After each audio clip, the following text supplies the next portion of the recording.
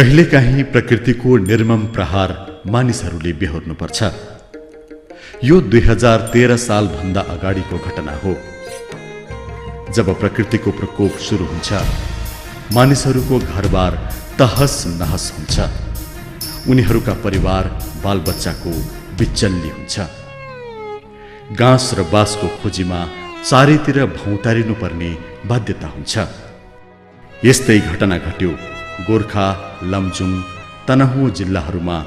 भीषण बाढी र पहिरोले सयौं मानिसहरूलाई घरबार विहीन बनायो। हेर्दा हेर्दै रगत र पसिनाले एक एक गरेर बनाएको उनीहरूको वासस्थान, वर्षभरि मेहनत गरी पेट भर्ने उनीहरूको जमिन सबै पहिरोले बगाइदियो। अब उनीहरूसँग अर्को वासस्थान खोज्नु बाहेक अरू कुनै विकल्प थिएन। यसै क्रममा बाढी र पहिरोबाट सुरक्षित स्थान खोज्दै तिनीहरूमध्ये केही मानिसहरू चितवनको अनकन्टार जंगलमा आइपुगे। पहिरो भन्दा त औलो नै बेस भनी जंगल फडानी गरी घरजम गरेर बस्न थाले।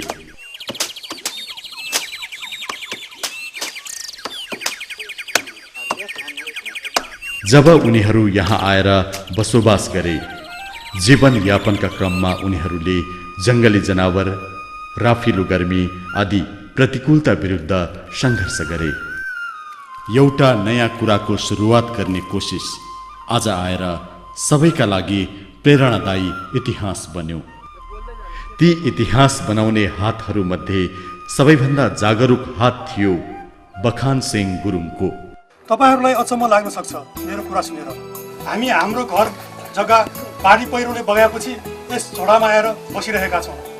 खेतीपाती गर्न हामीलाई बिउ बिजनको समस्या छ।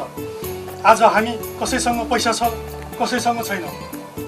10-15 रुपियाँ जम्मा गर्नलाई पनि हामीलाई समस्या छ। त्यो त थाहा भएकै कुरा हो बखान भाइ, तिमी भनिराख्नै पर्दैन।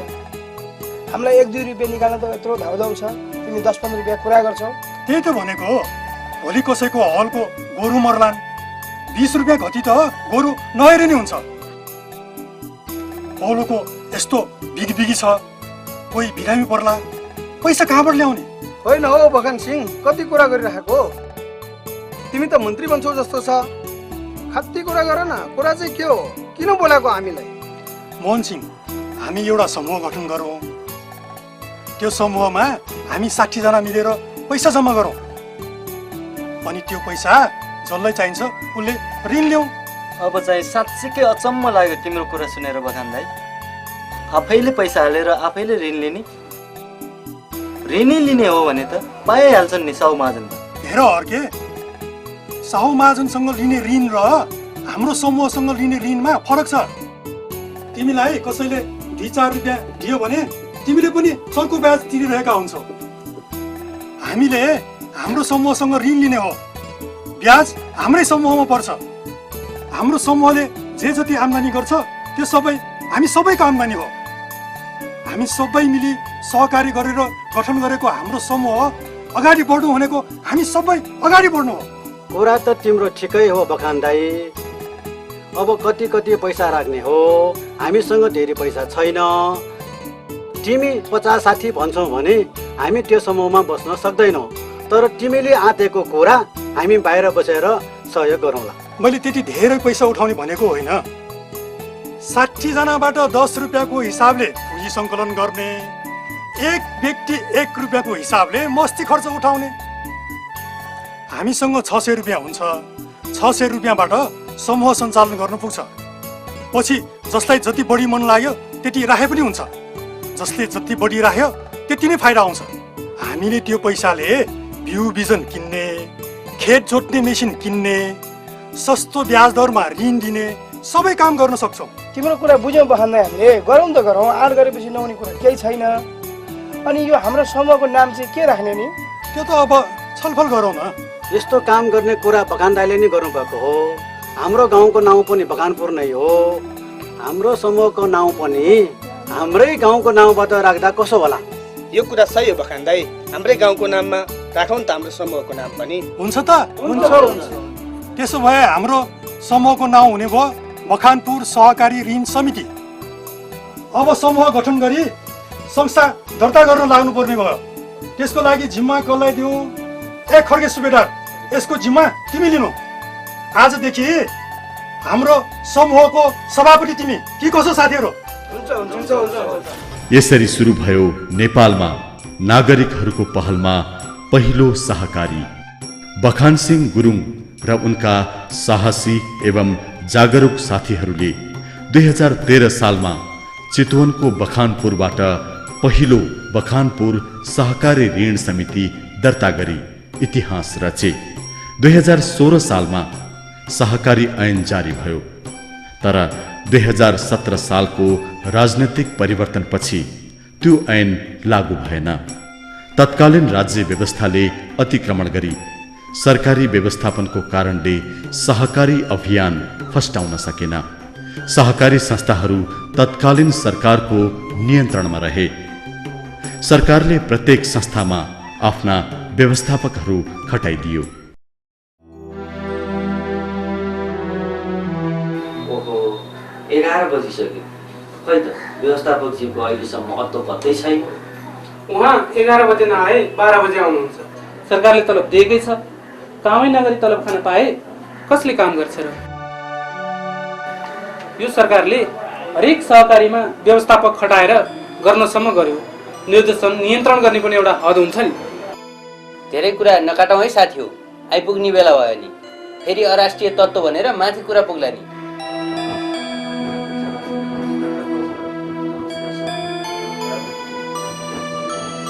के हो, अब त सबैजना आउनु भएको रहेछ। मलाई नै भेट्न आउनु भएको हो कि अरू केही काम छ? मलाई नै भेट्न आउनु भएको त ठिकै छ, तर अरू काम हो भने चाहिँ विचार गर्नु होला है। किन र सर? त्यस्तो सतर्कै रहनु पर्ने के कारण छ र?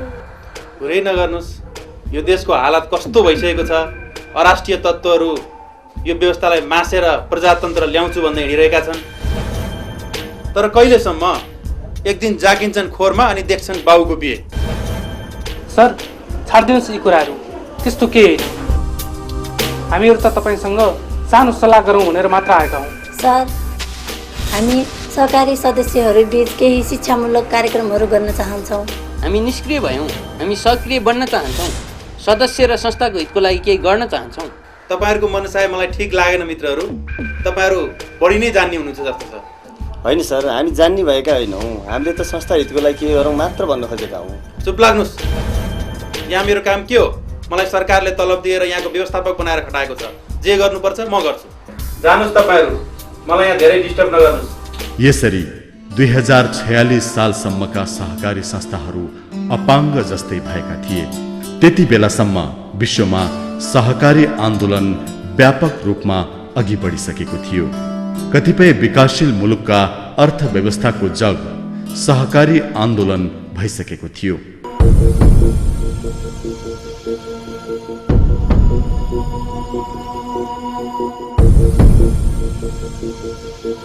जब नेपालमा प्रजातन्त्र आयो, साझाको नाममा चलिआएको सहकारीलाई नयाँ परिस्थिति अनुसार के कसो गर्नुपर्ने हो भन्ने विषयमा बनाइएको उच्च स्तरीय समितिको सुझाव अनुसार प्रजातान्त्रिक सरकारले अन्तर्राष्ट्रिय सहकारी मूल्य र सिद्धान्तलाई आत्मसात गरेको सहकारी ऐन 2048 र नियमावली 2049 जारी गर्यो।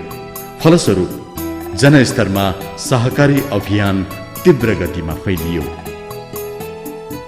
सरकारले जनस्तरमा समुदायको आर्थिक सामाजिक रूपान्तरणका लागि ऐन र नियमावली जारी गरे तापनि सहकारी व्यवसाय सञ्चालनका लागि आवश्यक नीति नियम, शिक्षा, तालिम तथा सूचनाका अभावका कारणले कतिपय संस्थाहरू अपेक्षित रूपमा सफल हुन नसकिरहेको अवस्था थियो। ल संस्था नै बन्द भएछ, हाकिम कता गएको, अब के गर्ने? बर्बादै भयो नि, के गर्ने अब? सदस्य नभए बचत मात्रै गर्यौं, संस्थामा कहिल्यै गएनौँ। हेर, कर्मचारीलाई बचतको पैसा मात्र दिएर पठा। संस्थाको गतिविधि बारे हामीले बुझ्नु पर्थ्यो, जान्नु पर्थ्यो। गल्ती त हाम्रो पनि हो नि।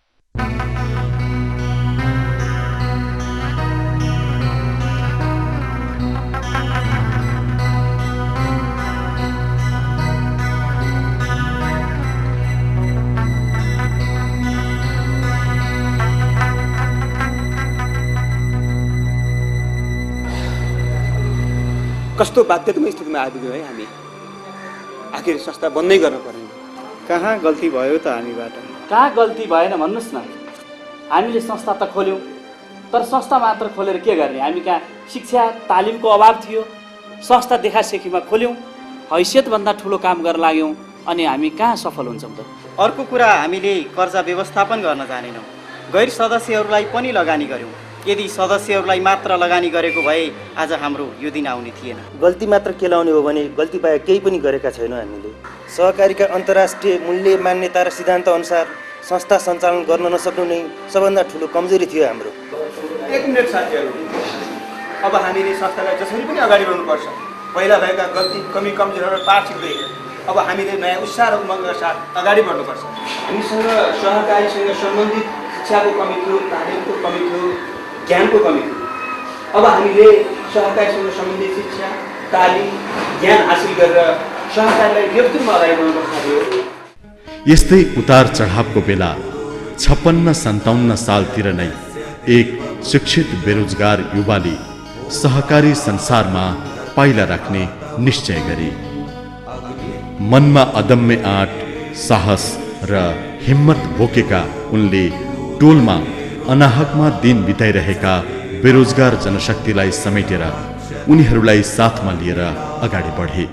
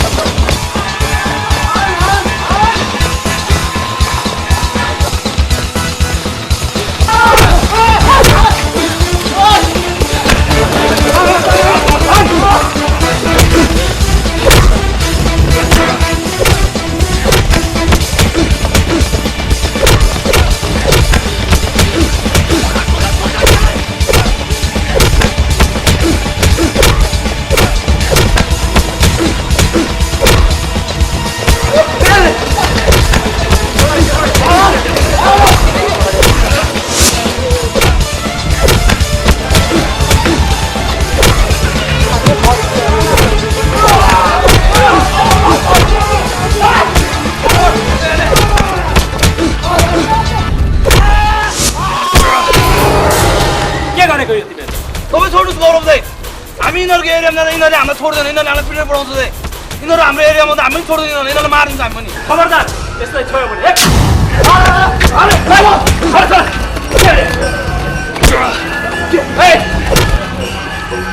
यसलाई मार्ला। हाम्रो केटाहरूलाई यिनीहरूको ठाउँमा जाँदाखेरि कुटेर पठायो, टाउको कुटेर पठायो। हामी चाहिँ के गर्ने? हामीले हाल्नु परेन। के गर्छौ त? मार्छौ यसलाई? यो मरो भने के हुन्छ थाहा छ? जाकिन्छौ, जेलमा जाकिन्छौ। झगडा गर्नु, काटपार गर्नु, त्यो मात्रै समस्याको समाधान हो? समस्याको समाधान अनेक हुन सक्छ। उसको टोलमा जान दिएन भने तिमीहरू पिट्ने, झगडा गर्ने, उसको बाबालाई गएर सम्झाउला। त्यतिले भएन भने पुलिस कहाँ जाउँला? तर यसरी पिट्नु भएन। ल ल भाइ, तिमी पनि उठा। तिमीहरूलाई म हस्पिटल पुर्याइदिन्छु। ल त्यसो भए म घर पुर्याइदिन्छु। सक्छ, जान सक्छ? ल बिस्तारै जाऊ। तिमीहरूले हामीलाई छोडेर गल्ती गरिस्। हाम्रो टोलमा आइज, तँलाई एक एक गरेर काट्छौ। तिनीहरूले कसरी थर्काएर जान्छन्? अब तिनीहरूलाई छोड्नु उचित होला त। तिमीहरू किन बुझ्दैनौ? यसरी लडाइँ झगडा गर्दा हात खुट्टा भाँचिन सक्छ, आँखा फुट्न सक्छ, अनि जिन्दगी भएर अपाङ्ग भएर बस्ने। के गरौँ त दाइ? काम गरौँ, काम छैन, बिजनेस गरौँ, पैसा छैन।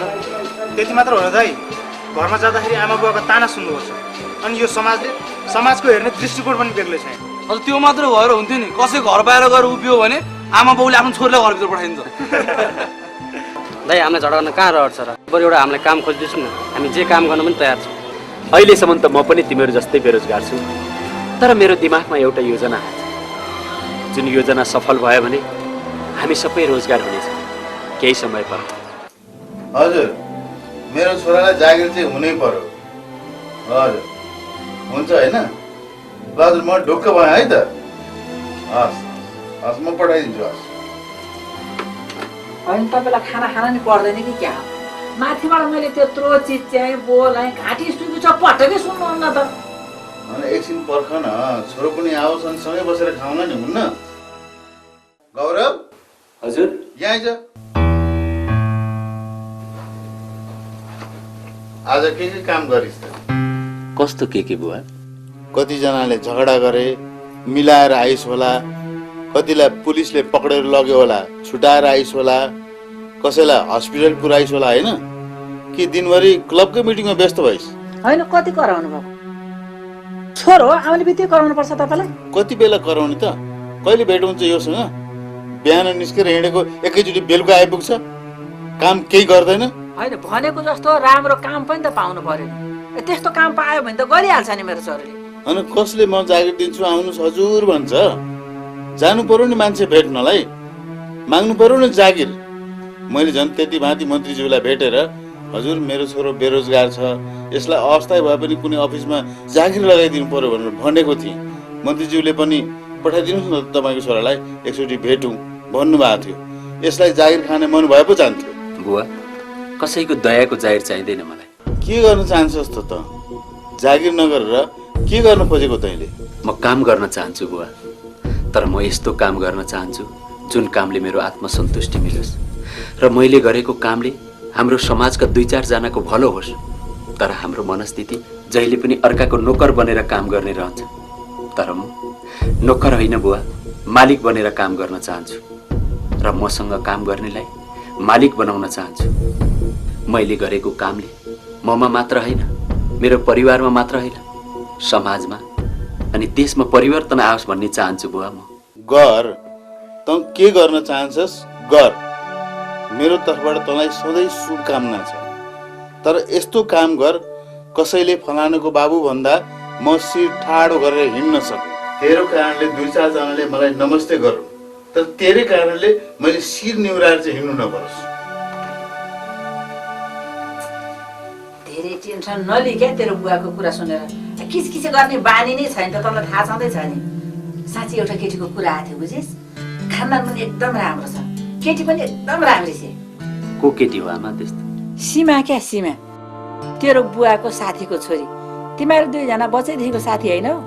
म बिहे गर्दिनँ आमा। कहिले गर्छस् त बिहा? बुढो हुन लागिसकिस्, 40 वर्ष पुग्न लागिसकिस्, मान्छेले छोरी पनि नदेला नै अब त। बुवाले जस्तै श्रीमतीले पनि त काम गर्दैनस् भन्ने नि। म बिहा त गर्छु आमा, तर केही समयपछि। मलाई भोक लागेको छ, म फ्रेस भएर आउँछु, खाना पस्किन्छ है।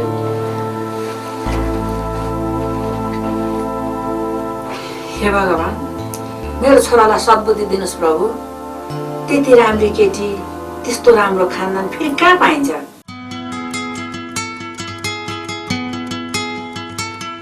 गौरव, ए गौरव, गौरव! किन मम्मी? हेर त को आछ?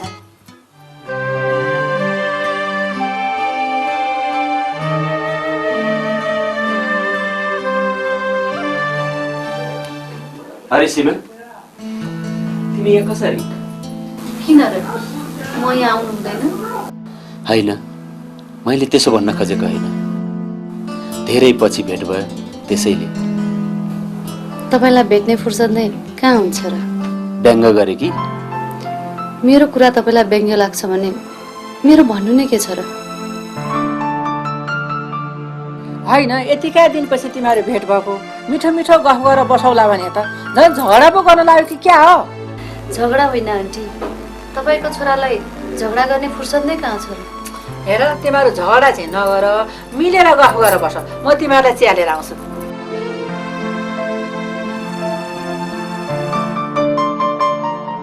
तपाईँलाई कतै बाहिर जान हतार छ भने जानुभयो हुन्छ, मेरो लागि पर्खनु पर्दैन।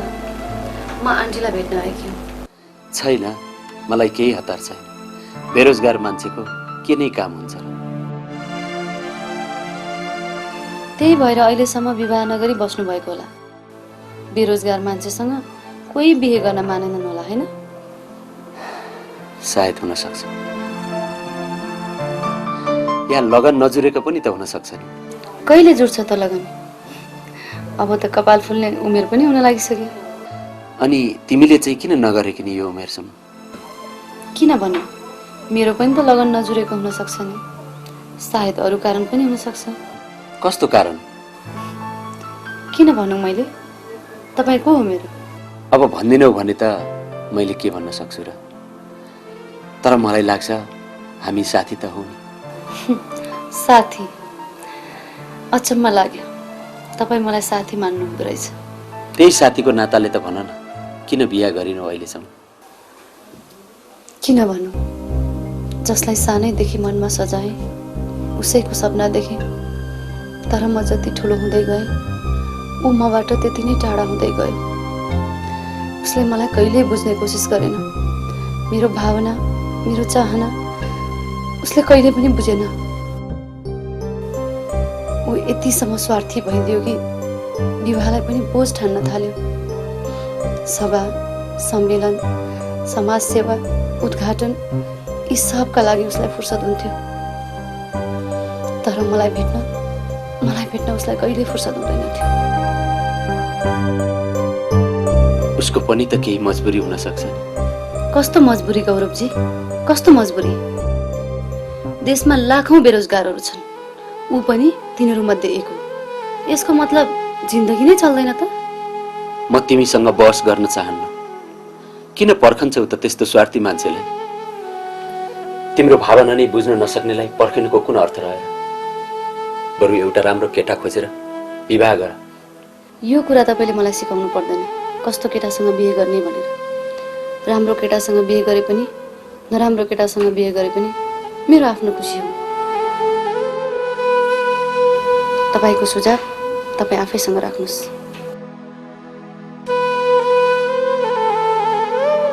सीमा, अहिले म जान्छु, मेरो सानो मिटिङ छ। म पछि भेट्छु नि तिमीलाई। मैले रोकेकी छु र? तपाईँलाई रोक्ने मेरो के अधिकार छ र? ओके, बाई सीमा।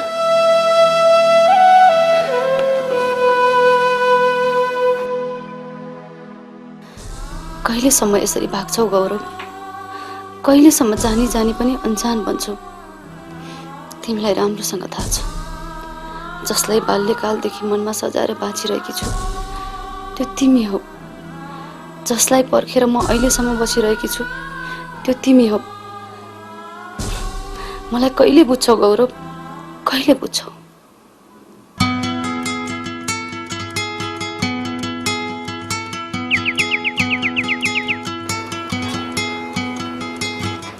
ओहो गौरव, तिमी आउन भित्र बस्नु। यतै बसौँ। अनि तिमी विदेशबाट आएको चाहिँ थाहा पाएँ, तर भेट्न आउँछु भन्दा भन्दै केही फुर्सद नभएर यस्तै छ। ठिकै छ, के भयो र? अनि के गर्दैछौ अहिले तिमी? म त के गर्नु र, बरु भन न, विदेशमा बसेर कति कमायो? खै कति कमाउनु र? आउने जाने खर्चै ठिक्क। अर्काको देशमा बस्नु छ, गुलामी गर्नु छ, रगत पसिना बगाउनु छ, रोग व्याधि लाग्यो भने अस्पताल लाने कोही हुँदैन, कुकुरलाई जी व्यवहार गर्छन्, कति कमाउनु र? त्यसो भए आफ्नै देशमा बसेर केही गरौँ न त हामी। गरौँ न, आफ्नै देशमा बसेर आफ्नै घरमा बसेर केही गर्नु त असाध्यै राम्रो कुरा हो नि। तर के गर्ने? के तिमीहरूमा मिलेर केही गर्ने त? होइन राजेन्द्र, यो काम तिमीले र मैले मात्र गरेर हुँदैन। हामीलाई धेरैजनाको साथ र सहयोग चाहिन्छ। यो समूहमा मिलेर गर्ने काम हो कि राजेन्द्र? यो सामूहिक व्यवसाय हो। यो व्यवसायमा काम गर्ने सबैलाई फाइदा पुग्छ। यसले समूहको सामाजिक र आर्थिक विकासमा टेवा पुर्याउँदछ र यो व्यवसायले पुँजीलाई भन्दा मानवतालाई प्राथमिकता दिन्छ। गौरव, तिमी कतै सहकारी संस्थाको त कुरा गरिरहेको छैनौ? हो, म त्यही सहकारीको कुरा गर्दैछु। हामी सबैको हित हुने व्यवसाय भनेकै त्यही सहकारी हो। समाजका धेरै मान्छेलाई समेटेर हामी सबैको आर्थिक सामाजिक विकास हुने काम गर्न खोजिरहेको छौँ। यो त एकदम खुसीको कुरा गर्यौ यार। मै पनि विदेशमा बस्दाखेरि विदेशका सहकारीहरूले कसरी काम गरेका छन् एकदम नजिकबाट हेर्ने मौका पाएको छु। ल गरौँ, म तिम्रो साथमा छु, सुरु गरिहालौँ। त्यसो भए जाउँ न त हङकङे माधव दाइसँग सल्लाह गर्न। ओहो, कहिले नआउने भाइहरू आज म कहाँ आउनु भएछ? के कति कामले आउनुभयो होला? दाइसँग यसो सल्लाह गरौँ भनेर आएका। सल्लाह त गर्दै गरौँला नि, पहिला चिया खाऊ न। सुषमा, ए सुषमा। हजुर किन बोलाउनु भएको? ए भाउजू नमस्कार। हेर न भाइहरू आउनु भएको छ, यसो चिया नास्ता बनाएर लिएर आऊ न। भाउजू नास्ता पर्दैन, चिया भएको। अनि दाइ तपाईँको अहिले हङकङ व्यापार कस्तो छ त? के को व्यापार भाइ? भरिया हो भरिया। साउले कहिले हङकङ पठाउँछ, कहिले ब्याङ्कक पठाउँछ। गयो टन्न झोलाभरि कपडा लिएर आयो, हातमा घडी, ब्रासलेट, गलामा सिक्री, 4-5वटा ज्याकेट लगायो, 2-3टा पाइन्ट लगायो, एयरपोर्ट बाहिर आयो हात रित्दै। उसको यो काम गर्दै बापत साउले 2-4 हजार गोजीमा थमाइदिन्छ। त्यसैले घर व्यवहार चलाउँछु। म त के को व्यापारी हो र भाइ? छाड्नुहोस् यो कुरा। बरु तपाईँहरू सल्लाह गर्छु भन्दै हुनुहुन्थ्यो, के को सल्लाह हो त्यस्तो? दाइ हामीले एउटा योजना बनाएका छौँ। दाइको सहभागिता र सहयोग चाहियो हामीलाई। हामीले एउटा समूह बनाएर सबैको सहभागितामा सहकारी संस्था गठन गर्न खोजिरहेका छौँ। ओहो, गजबकै कुरो गर्नुभयो, धेरै राम्रो कुरो गर्नुभयो। म पनि तपाईँहरूको साथमा छु। तर सहकारी संस्था चलाउन सजिलो त छैन नि। धेरै मेहनत र लगनशील भएर काम गर्नुपर्छ। सहकारी सम्बन्धी शिक्षा लिनुपर्छ, सहकारी सम्बन्धी तालिम लिनुपर्छ। अनि सहकारी चलाउन इमान्दारिता र पारदर्शिता महत्त्वपूर्ण कुरो रहन्छ। दाइ गौरवले विषयमा धेरै अध्ययन गरिसकेको छ। उसले यस विषयमा धेरै तयारी पनि गरिसक्यो। मैले पनि विदेशका सहकारीहरूको बारेमा नजिकबाट हेरेको छु दाइ। ठिक छ, गर्ने भनिसकेपछि सुरु गरिहालौँ न। यस्तो राम्रो कामको सुरुवात किन पछि हट्ने? पहिला चियाबाट सुरु गरौँ। लिऊ लिऊ चिया।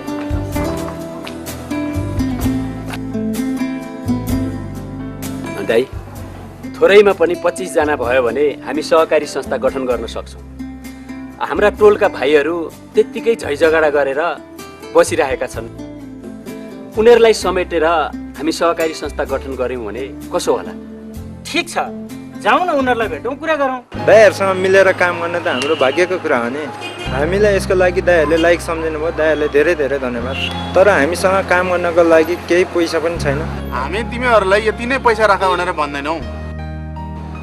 तिमीहरूसँग छैन भने तिमीहरू घर परिवारसँग कुरा गरौँला। र अहिले जति छ त्यतिबाटै सदस्य सुरु गर्न सकिन्छ। हुन्छ नि दाइ, त्यस्तो सम्भव छ भने किन नहुनु? हेर भाइ हो, मेहनत र पसिनालाई पुँजीमा परिणत गर्ने राम्रो माध्यम नै सहकारी हो। हामीसँग भएको स्रोत साधनलाई अधिकतम प्रयोग गरेर हाम्रै जीवन स्तर उठाउन सक्ने विकल्पको रूपमा सहकारीलाई लिन सकिन्छ। अब तिमीहरू आफ्ना आफ्ना नागरिकता लिएर आऊ। अब हामी चाँडै बैठक बस्दैछौँ। अनि यो हुलिया चाहिँ भएन नि भाइहरू। फेरि कतै यो हुलिया देखेर अरू सदस्यहरू पनि भाग्ला नि। हस् दाइ, हुन्छ दाइ, अहिले हामी लाग्छौँ। लगेर उठाउ त मलाई यार।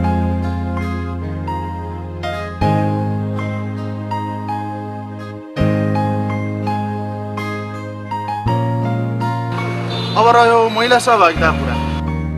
हामीले संस्थामा जसो धेरै महिला दिदीबहिनीहरूलाई समेटेर अगाडि बढ्नुपर्छ। तपाईँले ठिकै कुरा गर्नुभयो। मैले पनि यो कुरालाई 1-2 ठाउँमा अगाडि बढाएको छु। त्यसमा गौरव भाइ, तपाईँले विशेष गरेर यो कुरालाई अगाडि बढाउनु पर्ने हो। ठिकै छ। के गर्नु? बिहान उठेदेखि 1 सेकेन्ड फुर्सद छैन। घरको सारा काम आफैले गर्नुपर्छ। कुचो लगाऊ, खाना पकाऊ, भाँडा माझ। छोरी पनि छैनन्, बुहारी पनि छैन, कसैलाई केही मतलबै छैन। आफूलाई यस्तो गाह्रो छ, यस्तो दुःख छ। के हो? आन्टी नमस्कार। ए आयो, बस बस।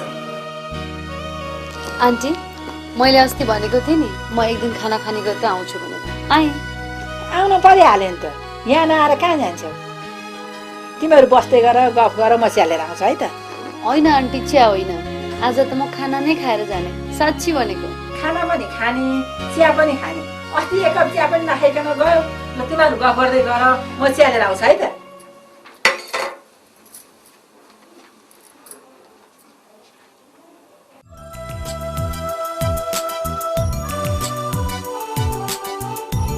मेरो घरमा आउने बाटोमा त पर्खाल लगाएको छ, त्यसैले मलाई यहाँ बोलाउनु भएको होला, होइन? होइन सीमा, नभ्याएर खुसी लाग्यो त्यति धेरै बिजी हुनुभएकोमा। बन्ने कोसिस गर्दैछु, बनिसकेको छैन। सहकारी खोल्दै हुनुहुन्छ अरे? त्यसैले तिम्रो सहयोग चाहियो। सहकारीमा महिला सहभागिता बढाउनु छ। 1-2 महिला दिदीबहिनीसँग त मैले कुरा गरिसकेको छु। तिमी पनि हाम्रो साथमा रहेर काम गर्यौ भने धेरैभन्दा धेरै महिला दिदीबहिनीलाई सहभागी गराउन सकिन्छ। जिन्दगीको कुनै मोडमा आएर म पनि काम लाग्ने भएछु। काम नपरेको भए त के सम्झनुहुन्थ्यो होला र, होइन? त्यसो होइन सीमा, म भयो, छोडिदिनुहोस् यो कुरा। म तपाईँहरूसँग सहभागी भएर काम गर्न चाहन्छु, तर तपाईँले बोलाएर म काम गर्न आएको भन्ने चाहिँ नसोच्नुहोस्। मलाई तपाईँसँग काम गर्ने कुनै इन्ट्रेस्ट छैन। मलाई सहकारी प्रति अत्याधिक रुचि र पहिलादेखि नै एउटा सहकारी कर्मी भएर काम गर्ने ठुलो इच्छा थियो। एउटा इच्छा त पुरा भएन, कमसेकम यो इच्छा त पुरा हुने भयो। थ्याङ्क यू सीमा। मलाई तपाईँको थ्याङ्क यूको आवश्यकता छैन। के काम गर्नुपर्छ भन्नुहोस्, म गर्न तयार छु। यसरी गौरवले माधव, राजेन्द्र र सीमा सहित एउटा समूह तयार पारेर सहकारी संस्था स्थापना गर्छ। उनीहरूको अथक मेहनत र परिश्रमले सहकारीको मूल्य, मान्यता र सिद्धान्त अनुरूप सहकारीलाई अगाडि बढाउन सफल हुन्छन्। समयक्रमसँगै धेरैभन्दा धेरै व्यक्तिहरूलाई समेटेर उनीहरू अगाडि बढ्छन्। आफ्ना सदस्यहरूलाई सहकारी शिक्षा, तालिम र सूचनाको राम्रो व्यवस्था गर्छन्। आफ्ना सदस्यहरूलाई उद्यमशील बनाउन सक्षम हुन्छन्। जब सहकारी सक्रिय हुँदै गयो, सदस्यहरूले सहकारीबाटै ऋण लिएर आफ्नै सिप र श्रम प्रयोग गरी उद्यमशीलता बढाउन थाले, स्वरोजगार हुन थाले, आफ्नो आर्थिक सामाजिक अवस्थालाई उठाउँदै लैजान थाले। चर्को ब्याजमा ऋण दिएर शोषण गर्न पल्केका साहु महाजनको स्थिति नाजुक हुँदै गयो। ओहो साउजी, नमस्कार। नमस्कार। के छ साउजी तपाईँको हालखबर? बरबाटै जुलो नि। मका त तिमी हिजो आज आउनु पनि छाड्यो, हङकङ गएर सामान ल्याउने होइन?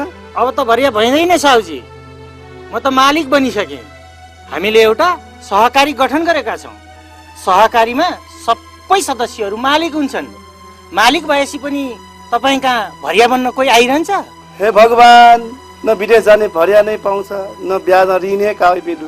हाम्रो आर्थिक र सामाजिक रूपान्तरण सहकारीबाट हुन्छ भन्ने थाहा भइसकेपछि को आउँछ तपाईँ कहाँ भरिया बन्न? हे माधव, म त एक्लो ध्रुव तारा भएँ नि, मलाई पनि बनाऊ न तिम्रो सहकारीको सदस्य। गौरव, आज हाम्रो सहकारी संस्थाबाट 2टा तालिम सञ्चालन गर्नुपर्नेछ। एउटा हाम्रो सहकारी संस्थाका सदस्यहरूलाई सहकारी शिक्षा शिविर र अर्को महिला सदस्यहरूको निमित्त महिला उद्यमशीलता तालिम दिनु छ। अबको हाम्रो संस्थाको योजना भनेको महिला सहभागितामा विशेष जोड दिएर उनीहरूको सिप विकास तालिममा ध्यान दिन जरुरी छ। ओहो माधव दाइ, म आज अलिकति ढिला भएँ। छैन, म पनि भर्खरै आएको हो। अनि दाइ, ट्रेनिङमा हामी को जान्छौँ? म झर्नालाई लिएर जान्छु। उनले पनि अहिले तालिममा राम्रो गर्दैछिन्। तपाईँ र गौरव जानुहोस् न है।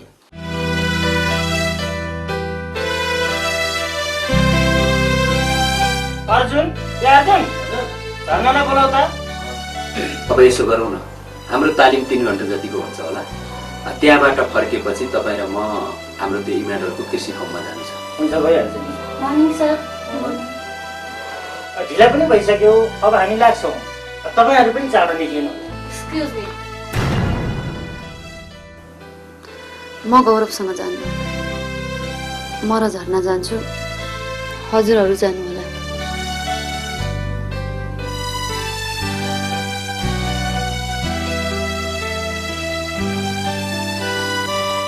जाउँ झर्ना।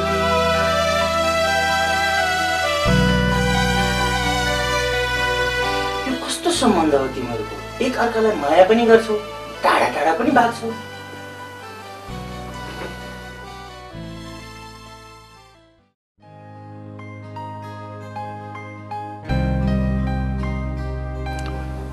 कति काम गर्छस्? घर आएपछि एकछिन आराम त गर। आराम गर्ने बेला त तपाईँको हो बुवा। मैले त अझ धेरै काम गर्नु छ।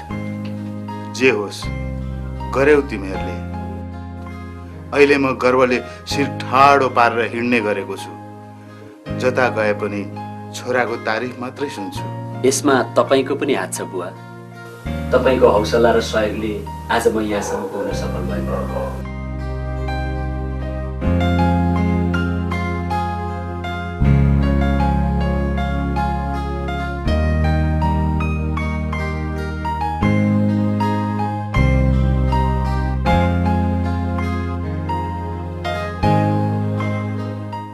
हेर छोरा, जे सोचेको थिइस् त्यो गरेर देखाइस्। तैँले भनेको हामीले मान्यौँ, अब हामीले भनेको त मान। के कुरा बुवा? के कुरा हुन नि? तैँले बिहा गर्नु पर्यो भनेको। तैँले भनेको चाहिँ हामीले सबै कुरा मान्ने, हामीले भने चाहिँ तैँले मान्नु परेन। अब तैँले बिहा गर्नु पर्यो, मलाई एउटा बुहारी चाहियो भने। कोसँग गर्ने त विवाह? होइन, कोसँग भन्नु नि? कस्तो बुझ पचाएर कुरा गर्छ यो केटो? तँलाई अहिलेसम्म कसले पर्खेर बसेको छ? सानैदेखि तँलाई कसले माया गर्छ? त्यसैसँग गर।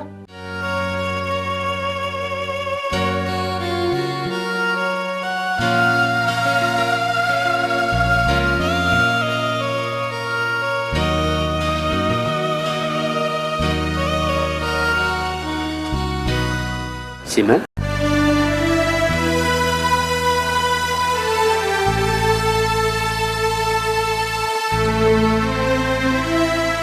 मेरो घरको अगाडिको पर्खाल नागेर आउनुभयो कि भत्काएर आउनुभयो? म त्यो पर्खाल होइन सीमा, हामी दुई बीचको पर्खाल भत्काउन आयो। के भन्न खोज्नु भएको?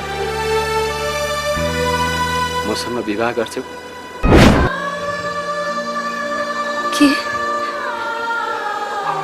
के भन्नुभयो तपाईँले? सानैदेखि मैले तिमीलाई आफ्नो मनमा सजाएँ। अहिलेसम्म विवाह नगरी तिमीलाई नै पर्खेर बसे। आज म बल्ल तिमीसँग विवाह गर्न आफूलाई योग्य ठान्छु। मसँग विवाह गर न है, प्लिज।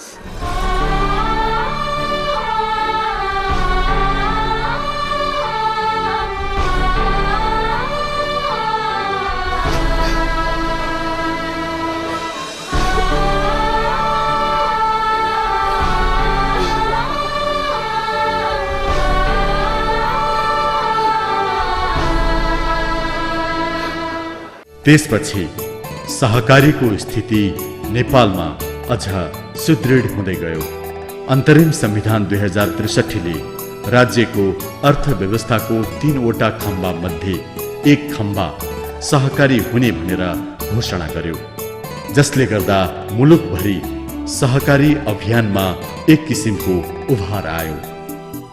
अब एउटा सपना थियो, सहकारी कर्मीहरूको नमुना सहकारी अभियान, जुन सहकारीका अवधारणा, मूल्य र सिद्धान्त अनुसार अगाडि बढाउने अनि राज्यको आर्थिक, सामाजिक, सांस्कृतिक रूपान्तरण गर्ने।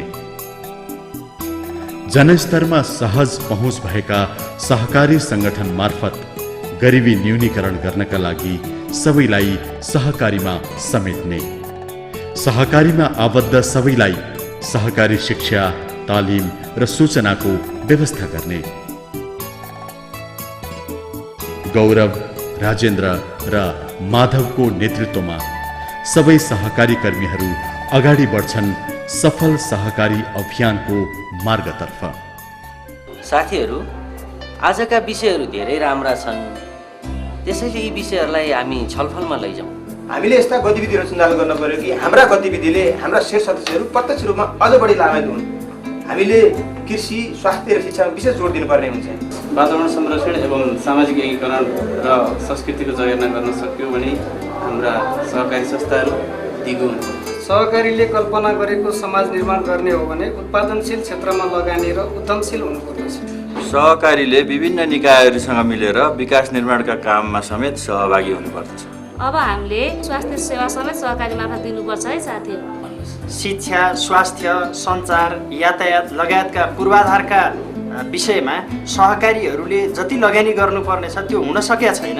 अब हामीले त्यो क्षेत्रमा लगानी बढाउने विषयमा पनि सोच्नु पर्ला जस्तो छ। विशेष गरी युवाहरूलाई सहकारी व्यवसायप्रति आकर्षित गर्नुपर्छ।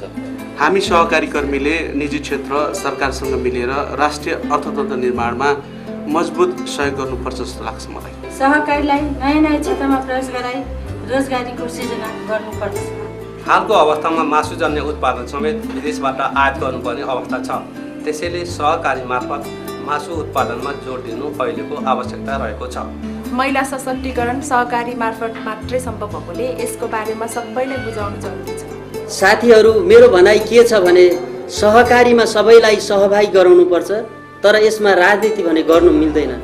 विकासका अवसरलाई आत्मसात गरेर जनस्तरसम्म सहज पहुँच भएको सहकारी प्रणालीलाई समुदायको आर्थिक, सामाजिक र सांस्कृतिक रूपान्तरको लागि भरपूर उपयोग गर्न सक्नुपर्दछ। सहकारी समतापूर्ण वितरणको उत्कृष्ट माध्यम भएकोले हाम्रो जस्तो देशको विकास यसैबाट मात्र सम्भव छ। आज हामीले यो छलफलबाट जे किसिमको अपेक्षा गरेका थियौँ नि त्यो प्राप्त भएको मलाई महसुस भएको छ। यिनै कुराहरू कार्यान्वयनमा लानको लागि चाँडोभन्दा चाँडो अर्को बैठक बसेर हामी अगाडि बढ्नुपर्दछ। मलाई लाग्छ सहकार्यको माधुर्यता नै यही हो। अब हामी हाम्रो सपना अवश्य पुरा गर्छौँ।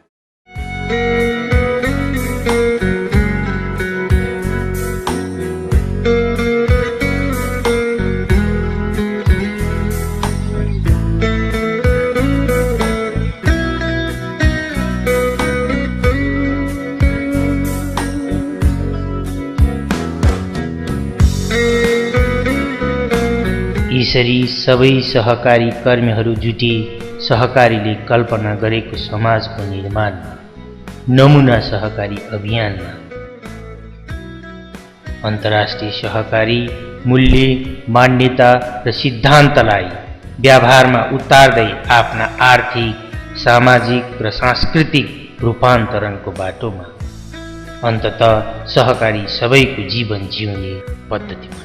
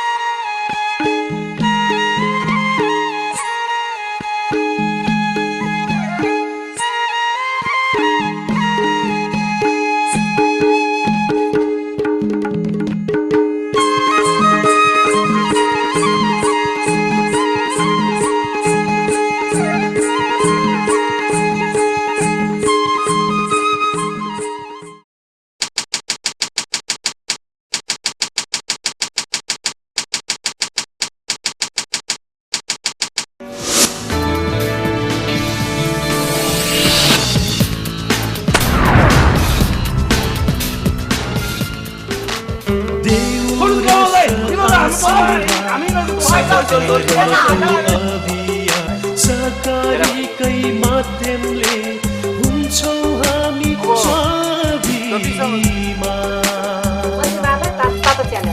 हाम्रो सिपुल पौरखा बुझ्ने कोसिस गरिदे बाजो जमिनलाई उत्पादनले भरिदे। राम्रो भयो, यस्तो ठिक छ।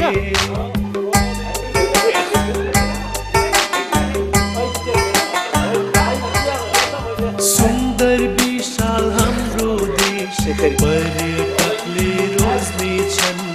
सहकारीकै माध्यमले समृद्ध हुन खोज्नेछ। शिक्षा तालिम प्रविधि देऊ राष्ट्र हामीलाई राष्ट्रियताको भावना जगाउनेछौँ सबैलाई।